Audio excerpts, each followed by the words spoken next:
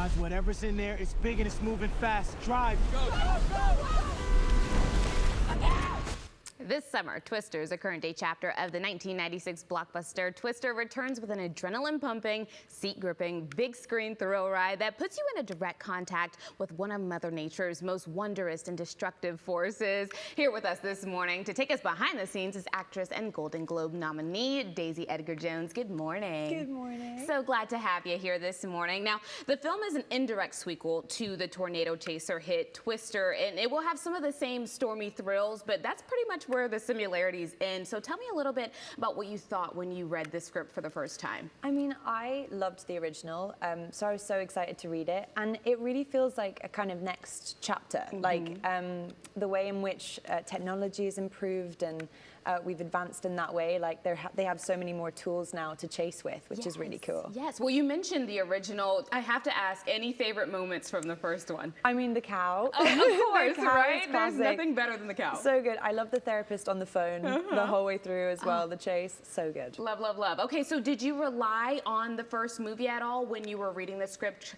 trying to take on your character as Kate? Because as you watch the film, you can tell that she has this passion, and some tragedy happens, and she kind of backs off of it and prefers to maybe be behind a computer screen studying meteorology, but she finds her new passion and gets back out there. So tell me a little bit about your character. Yeah, I mean, my character, her arc is kind of a little more tumultuous and stormy, I'd say. Like she, I love all storm puns now, storm metaphors.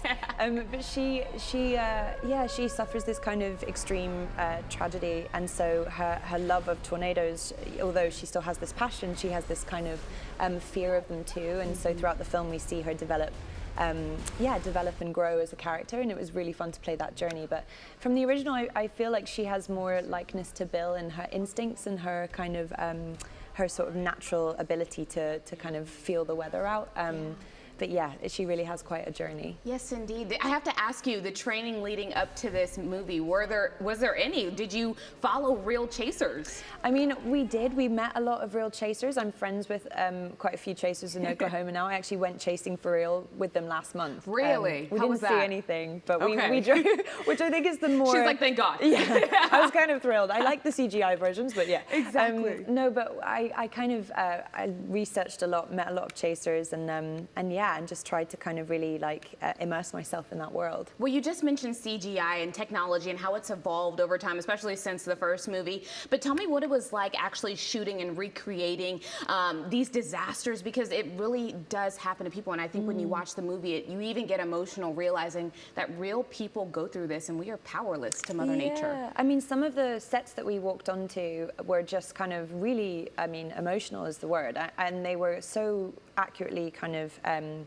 recreated, and we actually, a lot of our background artists and our extras were Red Cross workers, people who, you know, from Oklahoma who'd had some experience. So having them there was really useful to kind of really understand, what it's like really. But no, I mean, just filming in Oklahoma itself was so helpful too, because we got such a sense of the place, and you know, filming where the film is set really helped, because we were there during tornado season, and we had actual touchdowns while we were there. Oh my goodness. Still haven't seen one. You see the reality of the gravity of the situation though. Totally. My goodness. Okay, we have to talk about, because Miss Girl, when I was watching the movie and I saw Glenn Powell and you on the TV screen, have you guys met before this? No. Because your on-screen chemistry is everything. My goodness, it's so good. What was it like working with him? He's the absolute best. He's so much fun. I mean, a proper Texan. Yes. You know, he's the best. It was so much fun working with him, and I think he's so phenomenal in this film. I'm so excited for everyone to see his work. Did he give you any bucket list ideas, since you're in Texas right now, of anything that you need to do while you're here? Well, he kind of,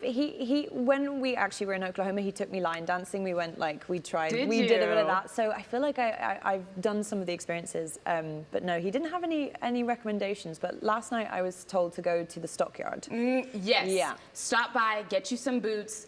You'll have a good time. Maybe put some of those line dancing skills to the test, right? There we go. Okay, so I do want to talk about the director before we leave. What was it like working with him? I mean, I was such a fan of his. I loved his first film, Minari. He's also from Arkansas, so he's, you know, also grown up with experience with extreme weather, and He was so phenomenal to work with. He's such a filmmaker. Like, you know, he's the kind of filmmaker I want to work with my whole career.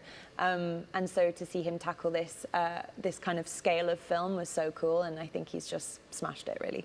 Oh, well, this is a movie that you just have to see in theaters. It is so good. Your seat will literally be rattling as you watch it. So just a fabulous job to you, indeed. Thank you. I feel like we've like grown up with Daisy because we've seen you in so many things, the crawdad sing, all the things. So fabulous, fabulous job to you. All right, you can catch Twisters in theaters in a theater near you on July 19th this summer.